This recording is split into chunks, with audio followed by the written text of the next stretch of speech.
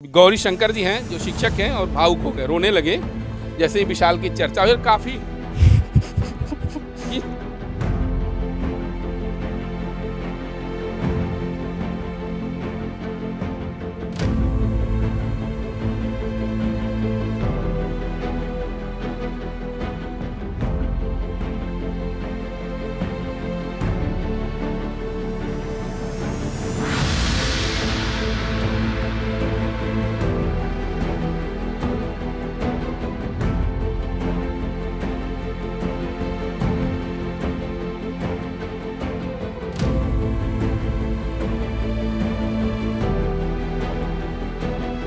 UPSC का परिणाम घोषित हो चुका है और इस वक्त मुजफ्फरपुर के एक विशाल ने काफ़ी संघर्षों के साथ यूपीएससी क्लियर किया। इस वक्त उसके हम गांव में और घर पर हैं। आप देख सकते हैं विशाल के घर की क्या स्थिति है। एक कमरा है और विडो माँ है, पिताजी भी नहीं हैं और काफ़ी संघर्षों के साथ विशाल ने यूपीएससी की तैयारी की है और इसके बाद यूपीएससी वो पास हुए हैं।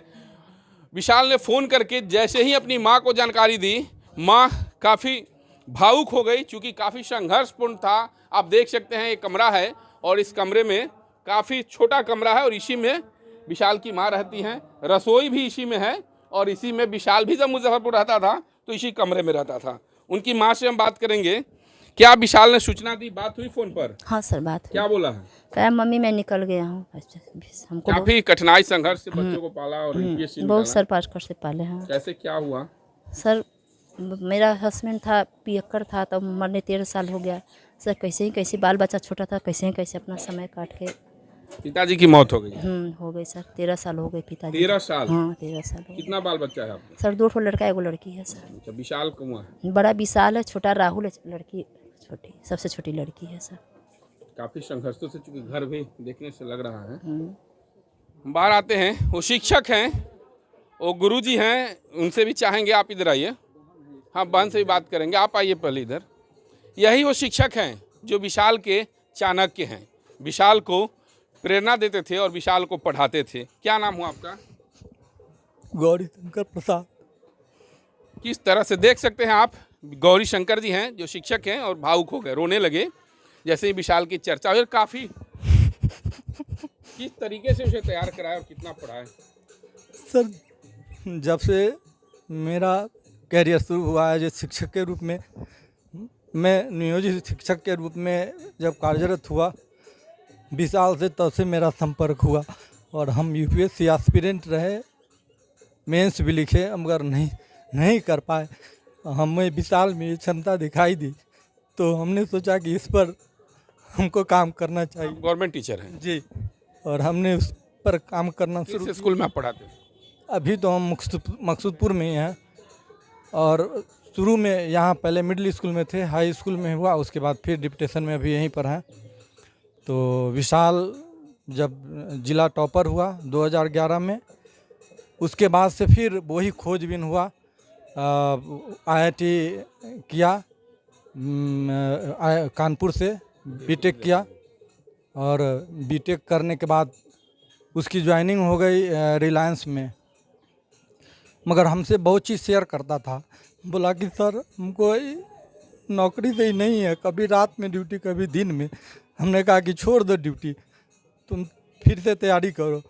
उसके बाद एलएन में वो कुछ दिन फैकल्टी के रूप में पढ़ाया। पिछले साल एग्ज़ाम दिया था लेकिन नहीं क्वालिफाई कर सका, पीटी क्वालिफाई। अब यूपीएससी निकल गया जी, अब आपका क्लब यूपीएससी पास कर गया, क्या कितनी खुशी हो रही है? बस वही खुशी जो जाहिर हो रही है आंसू के रूप में। आप खुद नहीं निकाल पाए थे, आज आपका शिष्य मेरा निकाल दिया। शिष्य निकाला।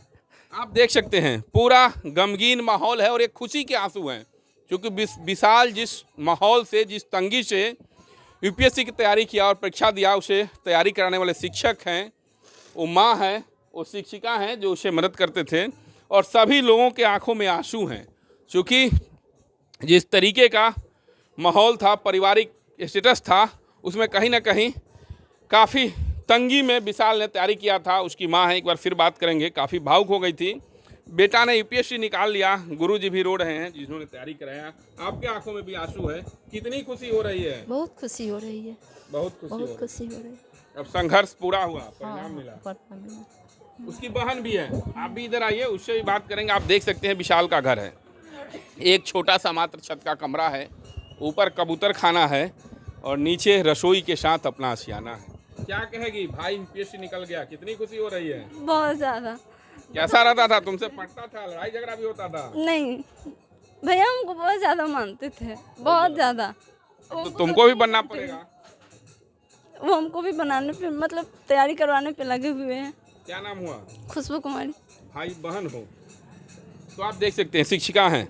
आप बताइए कैसा माहौल था जैसे ही परिणाम आया? उसके घर पर शिक्षक शिक्षिका आसपास के ग्रामीण भी आ गए। बहुत खुशी हुई है। बहुत। आप भी रो रही हैं? हमारे हस्बैंड है, उन्हीं के सहयोग किए हैं हम, उन्हीं के सहयोग के कारण आज विशाल इतना बड़ा। वो शिक्षक हैं, एक बार उनको फिर हम दिखाएंगे और उनसे बात करेंगे, क्योंकि यूपीएससी इन्होंने भी परीक्षा दिया था, एग्जाम दिया था। इनका भी सपना था कि यूपीएससी पास करें और कलेक्टर बने। पारिवारिक परिस्थिति बस शिक्षक बन गए, लेकिन सपना नहीं छोड़ा और अपने शिष्य को कलेक्टर यानी यूपीएससी का तैयारी कराया और काफ़ी संघर्षों के साथ। क्या महसूस कर रहे हैं, क्योंकि आपने भी तो सपना देखा था? जी, ये हम महसूस कर सकते हैं, कितनी खुशी है ये हम बता नहीं सकते, बयान नहीं कर सकते सर। आज एक तरह से कहा जाए तो अपना सपना। जी बिल्कुल, मेरा अपना सपना पूरा हुआ और ऐसे और भी बच्चे हैं जिनको वो भी मार्गदर्शन कर रहा है और हम आज भी लगे हुए हैं कि वैसे बच्चे यूपीएससी इस गुरुजी जो सरकारी शिक्षक हैं, अमूमन ऐसा माना जाता है कि सरकारी स्कूलों में पढ़ाई नहीं होती है, लेकिन सरकारी शिक्षक ने गरीब विशाल को यूपीएससी तक की तैयारी करा दी और काफ़ी खुशी है, भावुक पल है।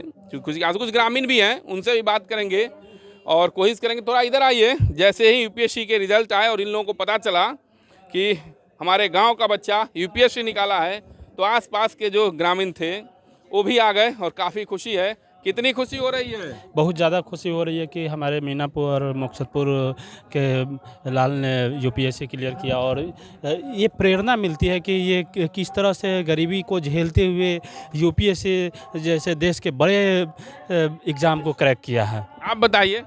जी, बहुत ही गर्व की बात है कि ऐसे बहुत ही परेशानी में भी रहते हुए इन्होंने कभी अपने संघर्ष को छोड़ा नहीं और इनके जो चाणक्य हैं उन्होंने भी इनका साथ नहीं दिया और नहीं छोड़ा। जिस वक्त ये जिला टॉपर हुए थे उसके बाद से लगन से काम किया। देखिए, हमारा मीनापुर थाना क्षेत्र जिला मुजफ्फरपुर के ये ग्राम पंचायत मकसूदपुर है।